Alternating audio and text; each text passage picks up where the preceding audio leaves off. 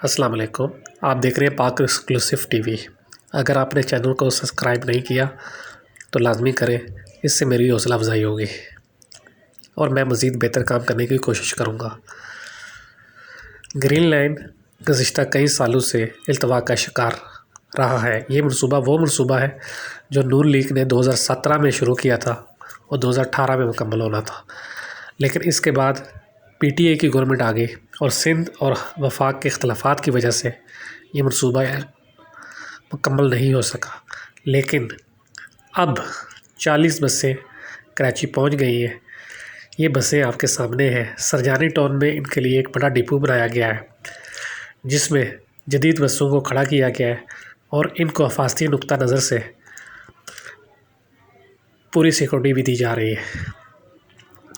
بسوں کی حفاظت کے لیے، بسوں کی مینٹیننس کے لیے کام ہو رہا ہے، پورے شعبے بنائے جا رہے ہیں، ڈرائیوروں کو رکھا جا رہا ہے جو ان جدید بسوں کو چلائیں گے۔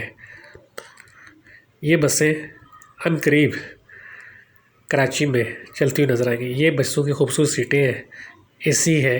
ان بسوں میں خواتین کے لیے الگ، مردوں کے لیے الگ سیٹس ہیں۔ اس کے علاوہ اسپیشل افراد کے لیے بھی جگہ موجود ہے، جو پاکستان میں کم سے کم پہلی بار ایسا ہے۔ لاہور، اسلام آباد، ملتان میں گرین بس مہینوں میں بنی، کراچی میں یہ 3-4 سال کا عرصہ لگ گیا، لیکن اب بسیں آ گئی ہیں۔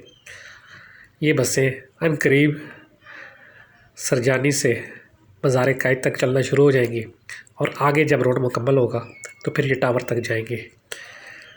بسوں میں اے سی، حفاظتی نقطہ نظر سے مختلف سسٹم موجود ہیں، دروازے خود کار ہیں، ڈرائیور کے لیے الگ کیبن بنایا گیا ہے تاکہ ڈرائیور آرام سے بیٹھ کر گاڑی چلا کے، یہ لوگوں کے کھڑے ہونے کے لیے بھی جگہ ہے جو لوگ کھڑے ہو کر سفر کریں۔